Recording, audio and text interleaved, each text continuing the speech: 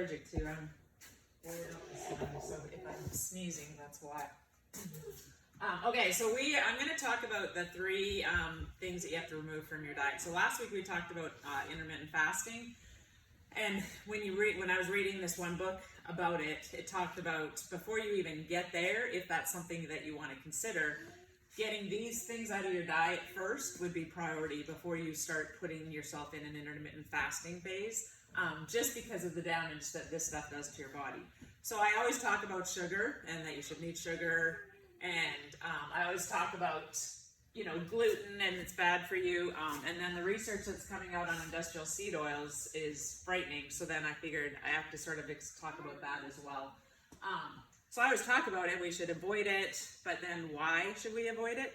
So that's what I'm going to try to talk about today. There's so much information, though, that I could sit here and talk for like 2 hours and Patrick, bore you to death.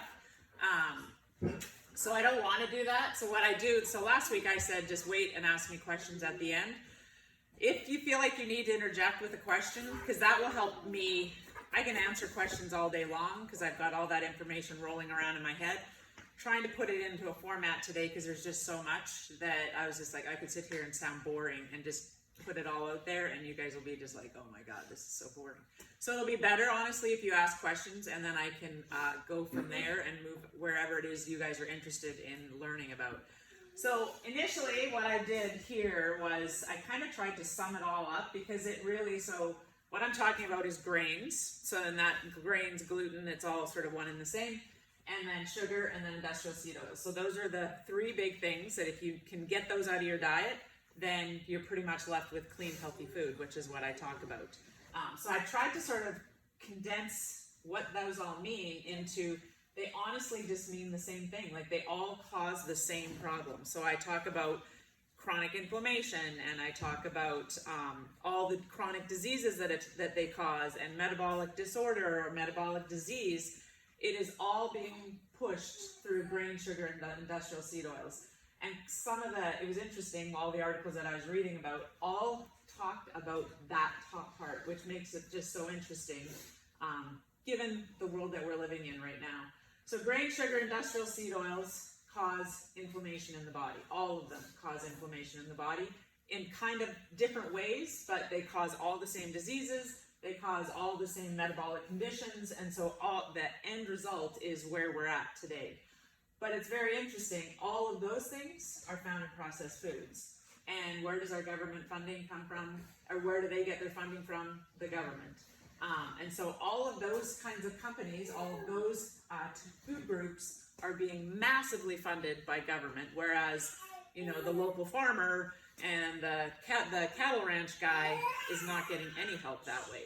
So they get their funding cut, and these guys, it's all just being driven by government funding. So industrial seed oils became a thing because the government decided they needed to become a thing because they were cheaper to produce. So that part is just sort of frightening to me because then it's, even in COVID, the COVID world we've been living in, the thing that frustrates me the most is we just talk about the vaccine, whether you believe in the vaccine or don't, or whatever you get it, that's fine, that doesn't matter. But the reason people are dying or died was because of how sick and unhealthy we were. And that doesn't get talked about at all. That just gets pushed over here, brushed to the side. And I just wish we would just put more effort on why those people were so sick. Why did they get so sick and die? And then the healthy people didn't. And so why wouldn't we talk about that? Why wouldn't we fund that? Why wouldn't we put some emphasis on that? As much as, even nowhere near as much as we're putting on the vaccine, but why wouldn't we be like, yeah, this is a magic pill, you can take the vaccine, but why wouldn't we try to protect ourselves and put some of that thought and money and information into the healthiness of people? So that chronic inflammation obviously is driving the body, or those things are driving chronic inflammation in the body. And then it just comes back down to here. And so it's very clear as to why, the vaccine is being pushed and healthy eating is not being pushed, is sick people create pharmaceutical sales, which are all funded by the government. So I'm not a big conspiracy theorist or anything like that this is all a big conspiracy. I'm just saying it's all where we put our emphasis, where, the FDA puts the regulations on food and food guide or the food pyramid is so ridiculously skewed and unhealthy, and yet this is what it's supposed to look like, or that is what it's supposed to look like, but that message never seems to get changed. We still have grains as like you eat 6 to 12 grains a day, and it's just simply not healthy or true. But it's all being driven by government funding. So anyways, I just wanted to point that out. It was very interesting with everything I was reading. It was always that it just sort of was the main point of it all. And so it kind of sort of tied in together for me. So now we're going to move down here a little bit. So this is what our food guide should look like. This is what we should be eating every day versus what they tell us to eat, what the government says is healthy. So to eat clean, you hear me talk about eating clean all the time. And so that means eating meat, vegetables. I told him he couldn't come if he was going to like talk over the top of me. I warned you. We have to eat meat, vegetables, some fruit, nuts and seeds, little starch, no sugar. So if you look at that, that's what we should be eating. That's what should be on our plate. If you notice, not one of those are grain, sugar, or industrial seed oils. So then people ask me all the time, well, does that mean I can never eat oatmeal? Does that mean I can never eat rice? No, it doesn't mean that. It just means you don't need that in your life to be healthy. This does not, any of it need to be on your plate to be healthy. All of these things, this needs to be on your plate in order to be healthy, to get all the vitamins and nutrients and macronutrients that we need and the energy. But this is what our plate has to look like. So lots of vegetables, our meat source, and then our starch. This starch is, that can include rice and oatmeal and bread and pasta and wheat or however you want to call it. It can be there, but it doesn't have to be. So it can be sweet potatoes, it can be regular potatoes, it can be butternut squash, it can be spaghetti squash, it can be any kind, it could be fruit, so starches are fruit as well.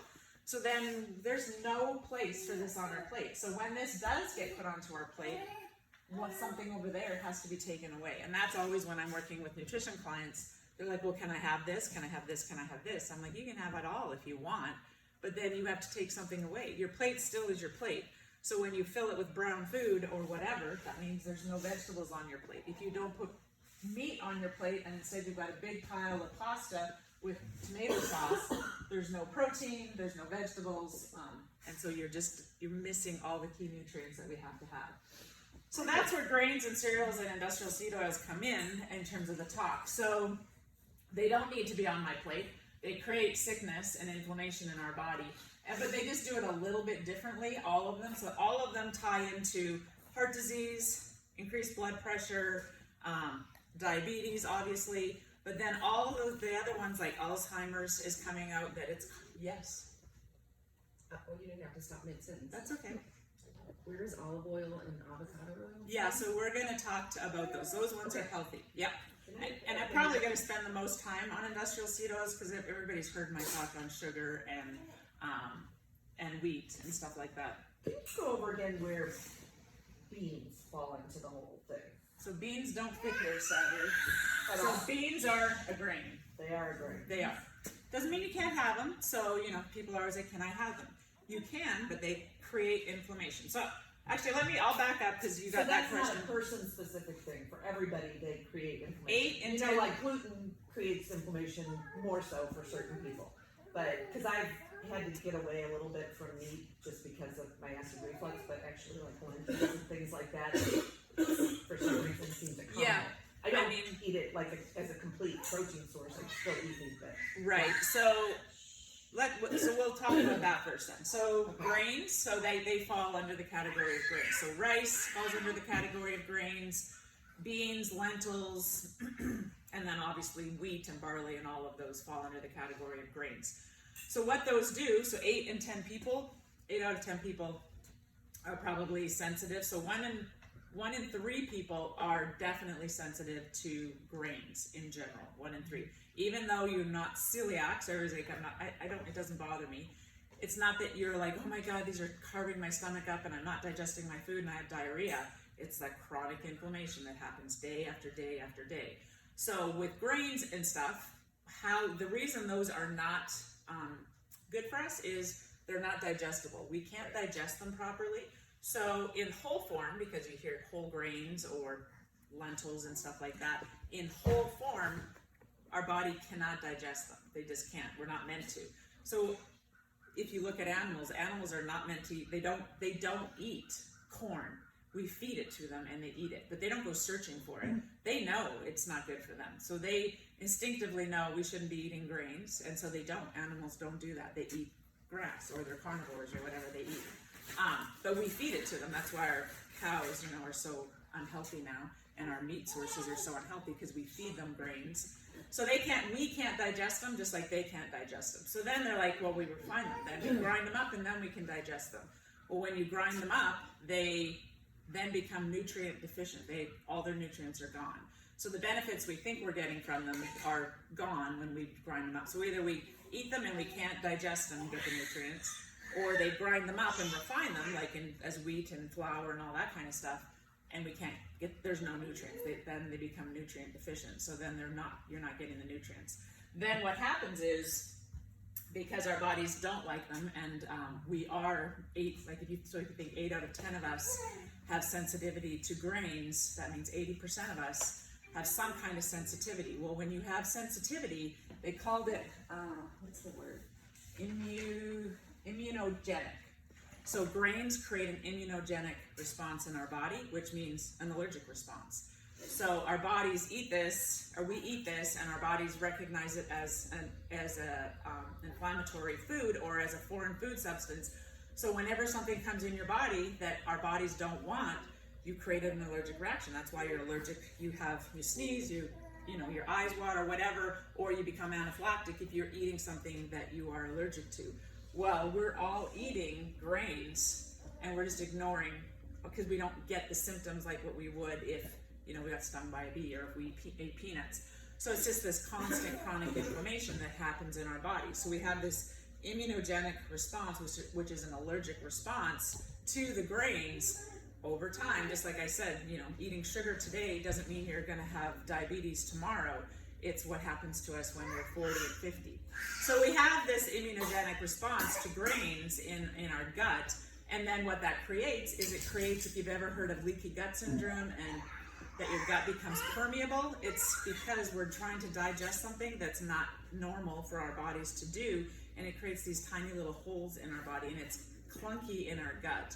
So they bang into each other, they don't digest properly, and it hits the walls of our lining of our gut, and it creates damage to our gut. And so then eventually you get those symptoms of leaky gut, or you have IBS or things like that. Most colon problems are as a result of eating just too much grain and causing too much inflammation in the body.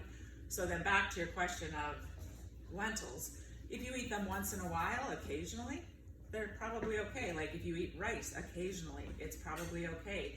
But if you put it on your plate every single day, because it's not meant to be on our plate, then it becomes a problem. So just because you're they're fine and they don't bother me, doesn't mean that they don't. Maybe you're the lucky one, the 9 and 10th person on the planet that can eat them, kind of thing. You just don't know. So if I was eat for lentils, I'd be like, you can eat them. Again, you got to make sure if you're going to eat them, they fit there. They don't a big pile of them. I love what's it called? Not Qdoba. Chipotle. But it's just so funny that unless you tell them, it's tons of rice and then beans, and you get this pile of food, and you're like, oh my God, look I got so much. Well, it's some chicken, and then you're vegetables, and it's 3 peppers, and you're more vegetables. But that's all cost thing. Right, exactly. But that's where it comes in. That's where the cost comes in. It's just curious bad because I have a few friends that that are I consider very healthy and very well informed, but they have recently, in the last probably year, gone to total vegetarian because of various things, and they're like, my CRP, all my inflammatory factors are amazing now. My cholesterol's amazing. I feel so energized, and I'm like, it's simply not true. They've decided that. It's not. So cholesterol is not being driven by red meat, remember? Everybody thinks it is. Right, I'm just saying all their blood panels started getting bad looking because they're mid-50s like me, and particularly some of the inflammatory factors were over 1, and now they're like, oh, I'm at 0.2 or 0.3, which is There's functional been- medicine-wise very good. There's like repeated studies over and over and over. I mean, I'm not saying you can't be a vegetarian. Well, I don't But mind it. it's I'm just really- like trying to, I get Yeah. to the point where I have so much stuff in my brain, I and I'm know. like, where do I go? Well, it just depends on what quality of vegetarian you are. My question to a vegetarian, because they're all like, I'm not saying vegetarianism isn't bad for you, but you have to have protein on your plate. You just tell me where you're going to get good quality protein on a vegetarian diet. You just can't do it. You just can't. Eat a ton of beans, I guess. Right, and then you can't eat. That's a high carbohydrate diet. So we, Yeah, but you know, it's been cows eat proven. grass. That's right. Cows eat Cows grass. should be part of the vegetarian diet. What's that? Just processed grass, right? Yeah. Yes, that's grass. Processed grass. It's not like you. So if you can show me that you can eat, I don't care if you eat a vegetarian diet. That's fine. Just tell me where you're going to get your protein sources. You can't. You would be on a high carbohydrate diet, which has been proven repeatedly and debunked that high fat is the evil. It's the carbohydrates that are causing the disease. Yeah. So then you're on a high carbohydrate diet if you eat that many lentils, or you go to meat alternatives, which are just genetically processed foods. So you can't get good quality protein from a vegetarian diet. You just can't.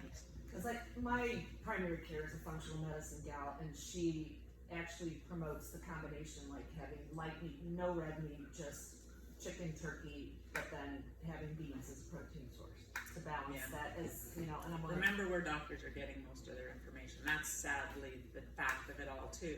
yeah, Is they get fed certain kinds of information. I'm not saying that anything is wrong. I'm just Yeah. saying you should have all of the information and make your best choice for you. Because, you know, if you go to the right sources, I can go find anything really. You can make anything true on the internet if you want to.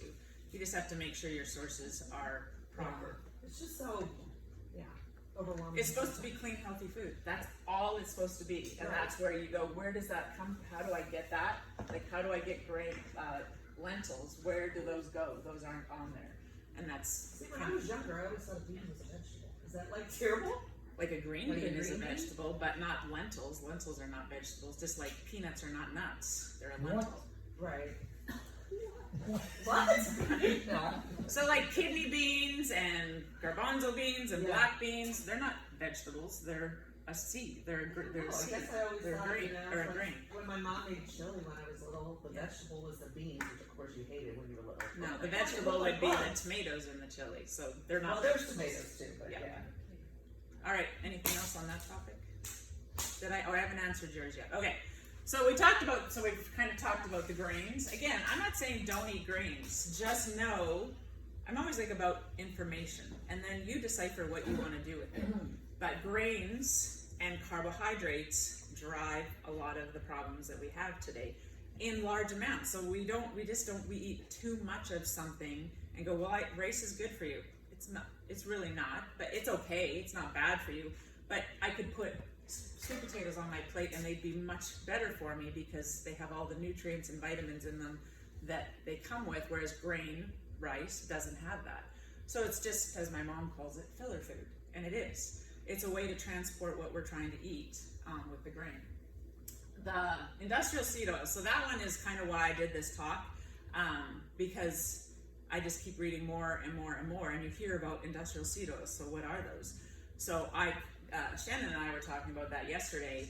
Like, I used to think grapeseed oil was good, and peanut oil, or safflower oil and sunflower. I knew they weren't the best, but I thought they were like a good alternative as opposed to soybean oil and canola oil.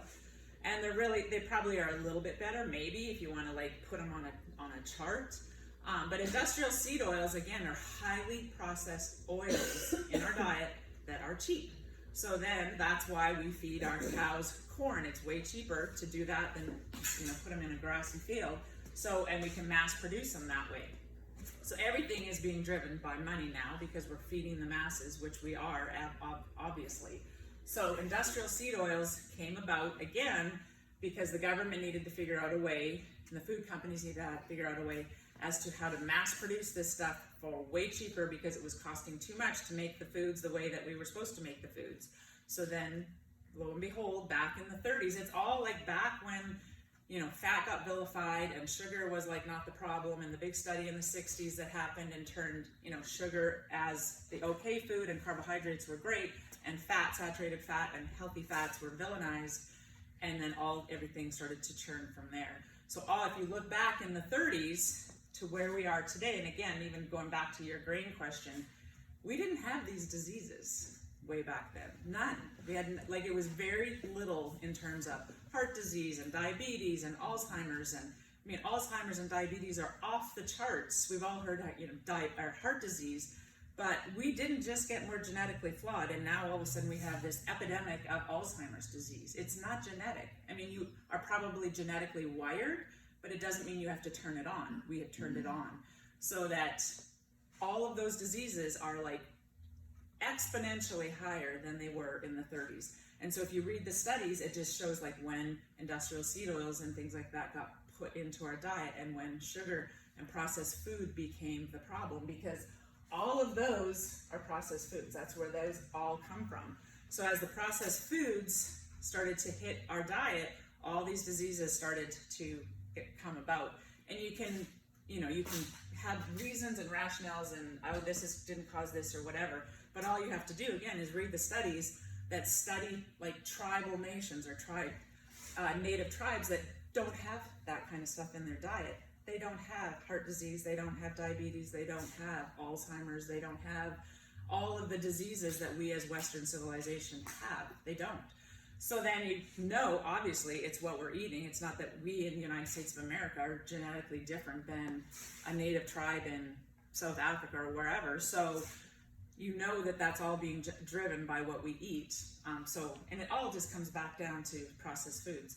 So when you look at processed foods and you read the package, you're going to find soybean oil, canola oil, vegetable oil. They've even marketed it to make it sound healthy. Well, that's what I was going to say. So there should be requirements that all that stuff be called industrial seed oil. Right. Does anybody want to eat that? So exactly. So they call it vegetable oil. Well, you just said, I thought, kidney beans were vegetables, because that's how they market it. And they make it sound like, so if I'm eating vegetable oil, vegetables are good for me, I should eat this. And they're just or not. Even canola oil. Oh, that's what the Indians used to Right? eat, right? Yeah. So it's highly, highly processed oils, and it includes all of them. So it includes soy, which, I've talked about soy a lot. So soy is awful in all forms. Soy, corn, canola, safflower, sunflower, peanut, grapeseed, rice bran. So all of those oils, even if we think they're the healthy, I did too. The only ones we can eat is what she just talked about, or that you should eat. So they do come from a natural source so olive oils are just ground olives, right? They're just pressed olives. And then avocado oil is obviously a superfood and a food that's with powerful antioxidants in it. So you can create an oil from that. So avocado oil is really healthy for you. Butter, which I know gets villainized because it's saturated fat. But saturated fat, remember, is not the driver of cholesterol. It is not the driver of heart disease. It is not the driver of any of the diseases we have. It's what we eat in terms of the processed food, and the butter gets villainized. I don't think you should necessarily eat, red meat 5-7 days a week, but red meat can be in your diet just fine, and you would be.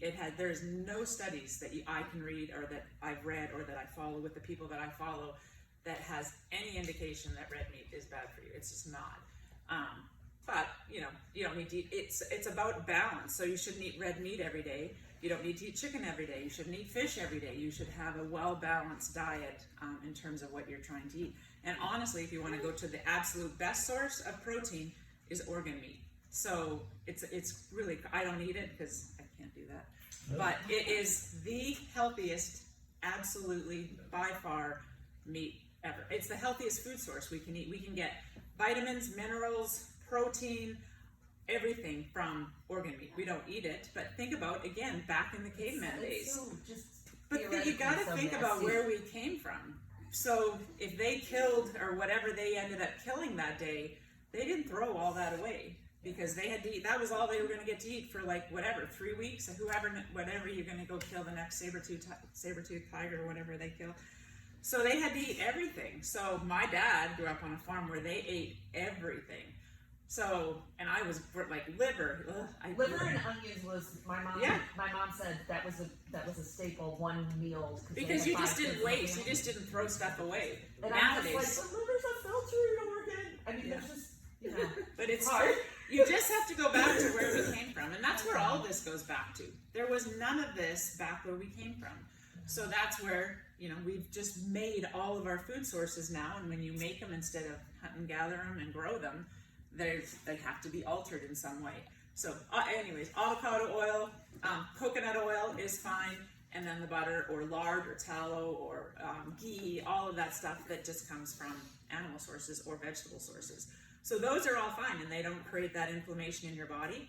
The one thing, so industrial seed oils are omega-6s. So our bodies need, so we've all heard about omega-3s, right? We have to take omega-3 supplements because we're so deficient in omega-3s because we get those from fish. And even though, so nowadays, again, how we grow our meat, our protein, is we farm everything. So we mass produce. So we mass produce our fish, we mass produce our chickens, we mass produce our cows.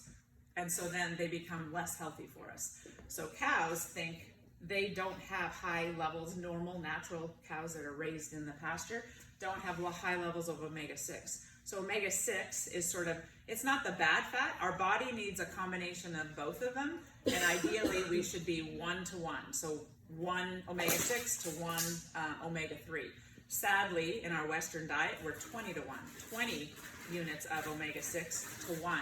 So then that 20 to 1 is what causes the inflammation. It increases the free radicals in our body, and you hear about oxidation of the cells. So that happens when we have a high amount of omega-6s and a low amount of omega-3s. And so with those omega-3s, we get that from fish. Well, our fish is also farmed, and like I just said, everything is farmed. So now, because we feed our cows grain instead of grass, grains are the grain that gets broken down into the stomach creates omega-6s, which the cows eat, and then we eat the cows, and now the cows have like 20%, they say 20% of, they're 20% omega-6s in our red meat now versus, maybe that could be why you probably shouldn't eat red meat if you're going to decide not to eat red meat, is if you don't get it from a good source, like grass-fed, or not grass-fed, but pasture-raised cows, they do have a high level of omega-6s because we've made them that way, not because they naturally grow that way. And the fish are the same thing. So then everybody's like, well, why do I have to take fish oil? Why can't I just take omega-6s or fish? Why can't I eat fish? It doesn't have enough omega-3s in it anymore because we farm it. We don't grow them. We don't grow fish. They don't grow naturally or live naturally, and we go catch them because again, it doesn't feed the masses. So we grow them in these fish farms. When fish or animals can't do what they're supposed to do, then they become sort of diseased or they become less healthy. So our nutrients, our food source today from where it was again way back when is completely different. So to say we used to like be able to eat this and eat this and eat this, yeah, back then, but we've changed everything. Like even the seeds that we grow, they're like, well, grain comes from the ground. Like, so if you could convince me that grains are okay, they're like, it comes from the ground, it's a plant. The seeds that go into the ground to grow that grain are genetically modified, they're altered. So GMO is everywhere, genetically modified foods. So then the grains, the animals we eat are all being genetically modified if we don't go and look for that proper food source of grass-fed, free-range, organic, all of that kind of stuff. So then those industrial seed oils, even though maybe, I don't know, a long time ago, maybe grapeseed oil was okay, but how we make it today, it just turns into an industrial seed oil that causes inflammation in the body. So that's the industrial seed oils. Oh, 1/3 of our diet, so there's some statistics, 1/3 of our calories that we ingest comes from industrial seed oils if you eat a diet with processed foods. And then the one thing that I wanted to bring up, so it talks about its cost, right? It's always about cost. With industrial seed oils, when you eat out a lot, so usually, you know, when I'm working with somebody with nutrition, if they eat out, I'm like, that's fine, you know, you got to still be able to live your life and do what you want. But then when you start to read the research on how much of those industrial seed oils are in our diet and how to avoid them, the first place it talks about is get rid of processed food, and then you won't have them, and so then you eat clean, healthy food. But make sure you're eating at home most of the time, because how they cook food in the restaurants, and it doesn't matter where you go. If you go to the highest end restaurant, bottom line is always how much does it cost for them to make it, and they use industrial seed oils. Most of them will, unless they're like advertising the fact. So I think the Wolf will say that they don't use that. So there's certain places you can go, but you know, a couple of the restaurants that we go to regularly, I asked them, I'm like, so, because you could just, I get that it's expensive, I do. So I'm like, avocado oil is expensive, so I'm sure obviously restaurants could never afford to use that, but not with no butter, you don't cook with butter. And he said, no, we don't. And it's a high-end restaurant. So I'm like, so why? He goes, it's butter canola oil is a sixth of the cost of butter. So he said, we don't use it. We use vats. It's also shelf stable. So he goes, we can have vats of it sitting there for years. And again, then you have to ask the question, like, should I eat something that can just sit on my counter for years and not go bad?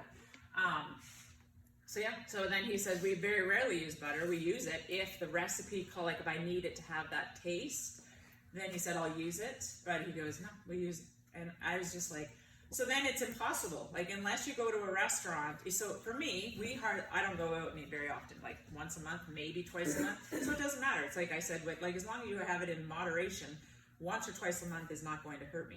But twice a week is going to hurt me. Or if you go out regular, always go Friday, Saturday, Sunday, or something like that, that's going to hurt you.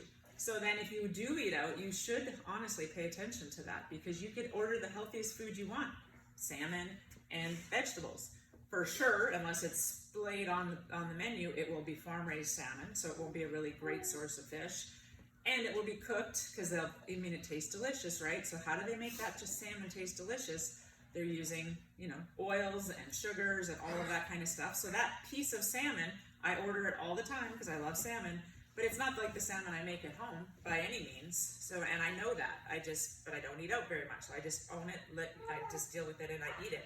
And then you get vegetables, but they're like sauteed or whatever they're cooked in. So unless you're gonna order like broiled salmon and steamed vegetables, and I'm like, why would you go out and eat that? Why would you just not do that at home? Why would you pay somebody else to do that? The part of going out to eat is to enjoy and have great tasting food. So then if you're gonna order broiled salmon and steamed vegetables just to avoid the industrial seed oils and the sugars and everything that they're putting in there, then do that at So home. even if they grill salmon, you think that they put something back? Absolutely. Really? Because they'll coat it. Why do you think it tastes so good? We do it. I'll coat our salmon with avocado oil when we cook it. Yeah. So you coat it with it and then you grill it. Your vegetables, unless you steam them, they're being tossed or whatever in something. Vats of it. Like, the guys that I talked to, they're like, oh yeah, we cook it, like tons of it. Tons of sugar. He told me like how many hundreds of pounds of sugar their restaurant uses a year. It's just frightening. Yeah. So anyway, I just wanted to say that as well. So in terms of going out to eat and trying to avoid those things, it's just really impossible. So just make sure if you are trying to eat healthy, or especially if you're trying to lose weight and you just can't, or the fight is just not working for you, because you're eating out too much, you just can't eat out healthy unless you like seriously go to a place like the Wolf and know exactly what they're using, all local food, and you probably can do the best you can do, but try to eat at home as much as you can and prepare your food at home as much as you can. So I think that's about it. So if you have questions, ask away. If not, we're done. No questions? Isn't there like a bad rep for cooking with coconut oil too much? I haven't heard. The thing I think it does is it makes all your food taste like coconut, but I think it's like everything. But coconut oil is MCT oil. MCT oil is super healthy for you. So I haven't heard that, but maybe you might be right. I really don't know that. Remember when they were coming out with saying like movie theater popcorn had coconut oil in it, and so it was really bad for you? Yeah, but there's a difference. It wasn't coconut oil. It was whatever. Like they use that palm oil or whatever. Yeah, so it's not healthy. It's Which is bad. I mean, I Movie theater will say popcorn that is it's terrible. gotten easier because I think just even a few years ago, like, oh my gosh, avocado oil is so expensive. But Costco and stuff, we live on those big spray bottles of avocado oil and stuff, which is like 1/3 the cost of a Dearborn. Yeah. So it has become easier, definitely, to get those. You do have to sort of pay attention to where those oils, because everything can be, even organic food can be, they're always trying to make it cheaper and how to like, you know, sell it to the masses, and they use certain words that you look at, me included, and go, okay, that's how, you just have to make sure you know, and how do you know necessarily, but I use all that stuff too, because it's definitely, like you go to Deerberg's and a little thing of avocado oil is ridiculous. Yeah. So it all comes down to, you know, what can you afford as well, in terms of where your food sources come. If I have to say, like, in terms of, you know, so some people are like, it's expensive to eat healthy with all, if you have good sources of supplements, and then you've got good sources of meat where you're getting your grass-fed, free-range, organic, all of that, and then organic vegetables, and then, you know, healthy oils, so the canola oil and the soybean oil and all that is super cheap. So where do you decide? It's like, I only have so much money for food. What am I going to do? Where do I go? If you have to choose anything, the primary place would be, for me, would be, where do you get your meat sources from? Because if you watch some of the videos and stuff of how they raise chickens and cows and fish, it's frightening. So pesticides are really bad. So yes, you know, you should get organic vegetables. But if I had to pick, where am I going to put my money? It would be in high quality meat. So do you think that, you know, the Aldi organic is all really organic still? I think they have to, well, they do. They have to put, if they're going to label it, I mean, they get... Because it's just well priced, so well priced there that I'm always like, how could that be, you know? Yeah, I mean, I don't know enough, but one of the podcasts we did, we talked to a local farmer, and now we get all of our meat from him. So Double Star Farms, and so I talked about that, like organic and all this kind of stuff, because I'm like, you guys don't label your stuff organic, and he goes, no, but he goes, it is, but to get the organic label costs a fortune to get it labeled that way, so that it looks like people want. So he said, you know, when people don't go organic or anything like that, it might not be because they're not growing it that way. It's just like, if we do one thing that doesn't meet the government's high standard of everything, and they have obviously a terrible track record of standardizing anything, then all of a sudden we so can't by call a it flip organic. side, if it says organic, it's probably fairly close. He said, he goes, because it's all about the rules and the regulations. And again, I couldn't speak to that to know how, but he said just because it says organic doesn't necessarily mean it's grown this way. They have to meet these checkmark boxes according to the U.S. government. So he said, how we grow our food, we don't use pesticides, we use like stuff we spray our stuff with is all like non-poisonous chemicals or whatever. So he said, it's all clean, healthy food, but they have like a checklist, and again, I can't speak to that because I'm not the organic police, but he said you just have to be careful. But you can only do the best you can do. So I buy organic everything, but he goes, it doesn't mean that it's like the absolute highest quality whatever. So then you just go, well, I do the best I can do. So I go organic versus not organic. I get high quality meats versus not high quality meats. I do the best oils I can do. We do it all, and it costs a fortune, and I get it. But then I also look at it and go, well, hopefully that's going to pay off in the end. Like, we don't get sick. We just don't. In our house, we very rarely get sick. We hopefully don't have diseases and all those things that cost money, so we don't have to go to the doctor for this and this and this, because we're trying. So instead of, you know, letting medicine be our medicine, we let food be our medicine and do the best, and then we put our money there. And that's where I sort of prioritize it, is hopefully in the end it costs me less than being sick and diseased and all that. What's your thoughts on dairy? So dairy, I mean, probably, I don't eat very much dairy anymore, really.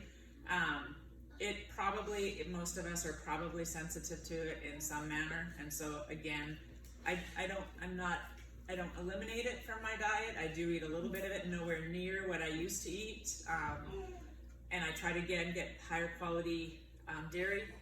Part of the problem with dairy is it's coming from awful cows, right? So then for sure organic. We don't drink milk anymore. We use almond milk. We're the only species that gets milk product from a different species. Right. Right. Exactly. Exactly. Yeah.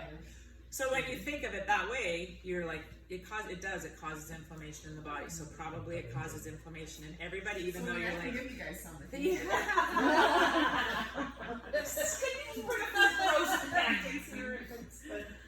So yeah, even though that she's exactly right. So then when you know, like when the animals know better than than us, because they just instinctively do what they do. Nobody tells them this is what you have to do. They do what we tell them to do, or they go about it instinctively. So then you're like, yeah, that's probably not very good for you. So I don't eliminate it, but I definitely don't eat very much of it, and I do make sure the sources we get are good sources. So I wouldn't buy just regular butter. I buy butter from grass-fed cows. And we don't use butter very much. We use it a little bit, but not very much. So things like that. So yeah, so I don't eat. I eat a little bit of yolk. I eat it. I just eat it in very moderate forms now, than compared to what I used to eat it in. Between ghee and butter, which one's like better for you to do, or does it really matter? Well, ghee it's dairy free. So then if you're gonna go So then, okay. dairy free, ghee is the better choice. It doesn't taste better, but it's the better choice. I think you want to make Ghee? Yeah, Ghee is how it's spelled. Yeah. So it's like if you go on Whole30, so Whole30 basically takes all of that out of your diet and just leaves you with this. That's exactly what Whole30 is. So again, that's why I'm like, that's what we're supposed to eat. So if you go Whole30, all of that goes out of your diet, including dairy. And so then you can't eat butter or yogurt or anything like that, because they take away, the purpose of Whole30 is to take away the inflammatory foods that causes inflammation in the body, so that you can then decide, what is inflammatory to me more than others. So when you put dairy back in and your gut's being carved up and you've got a whole bunch of gas, then obviously you're sensitive to dairy. So that's why, that's why I'm like, they take away all of that, which means none of that needs to be in our diet. It just needs to be that. And so ghee is dairy free, so it has like a butter taste or whatever, but yeah, it's dairy free. So then it would be better. What about, I know alcohol doesn't have a place on the plate. No, sadly. I wish it did, but it doesn't. But a lot of alcohol is grain-based. Yeah, exactly. So that's why they say tequila is the best alcohol to drink, or wine.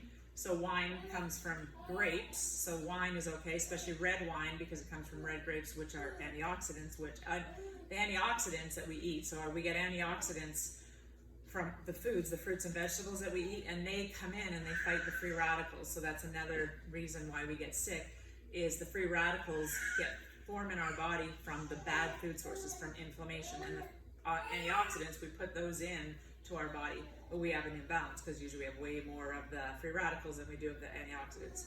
So alcohol, they talk about dry red wine is the best because it doesn't have the sugar in it, and it has the antioxidants. So if you're going to drink red wine or wine, drink red dry wine. And then tequila is not a grain, so then it's the best. I think you can even drink tequila on Whole30, I think. I'm not sure. No, I think you can't drink any alcohol on Whole30, but yeah, you can drink tequila. That would be because it's not grain based. So vodkas and rye whiskey, all of those are grain based, and so then they're not good for you. Just saying, I have a neighbor Sriracha that's. is made out of grapeseed. What is? Sriracha. But then we just learned that grapeseed Is is the bad best. too. Oh. You can get it. Damn. I have a neighbor that swears And by again, whenever she only gets sick like once every 5 years, maybe with a respiratory infection. And she was sick actually last weekend, and she's like, all I do is I take it as soon as I feel it coming on. Is I take a bunch of vitamin C, I suck on lemons, and I take shots of Patron. And oh my gosh, this was like about 10 days ago, and 2 days later, she's like, yep, it was about a day to get it out of my system. I'm fine. I'm like, I can't imagine. I don't like tequila, so No, I don't imagine either. Well, drinking, but I mean, it's in everything in moderation too. So if you're having vodka, like once in a blue moon on a Saturday, and you're having drinks of vodka, it's not going to be bad. If you have vodka every single night, probably that would be bad. it's a whole different problem. And there's a whole different reason for that. All right. Carl, cheese. So if you were to put, kind of a hierarchy to it, like goat cheese or the white cheeses, feta.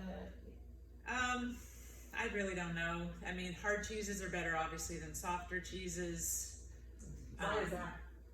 I honestly don't know that, really. I haven't spent a lot of time studying dairy. I know it's not great for you.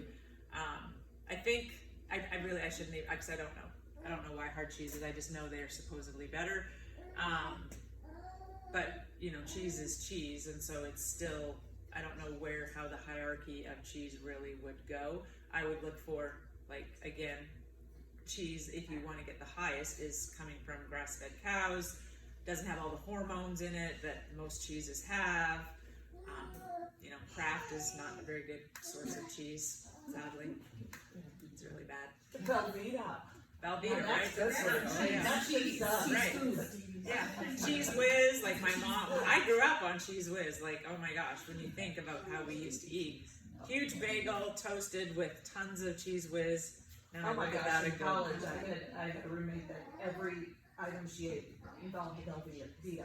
We'd be like, oh yeah, I'm pretty sure, my mom, she probably still eats it, I'm not sure, but when you melt, like, cheese is funny, because and I figured that out long before I was healthy, is you'd buy like the low fat cheese or the fat free cheese, and if you melted it, it just turned to oil, because it's just oil based, and you'd be just like, oh my god, it just, like, we used to have popcorn back in the day when margarine was good for you.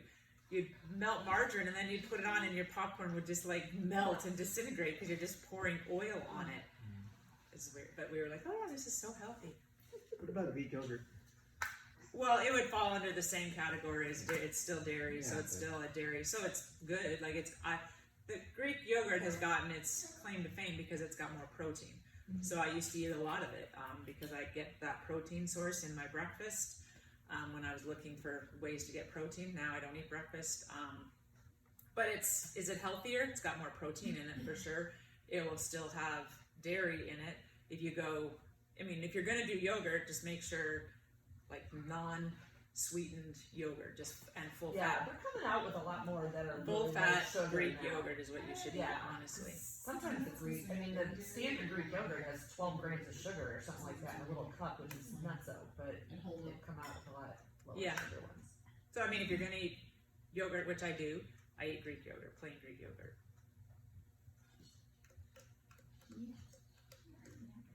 All right. You can turn it off.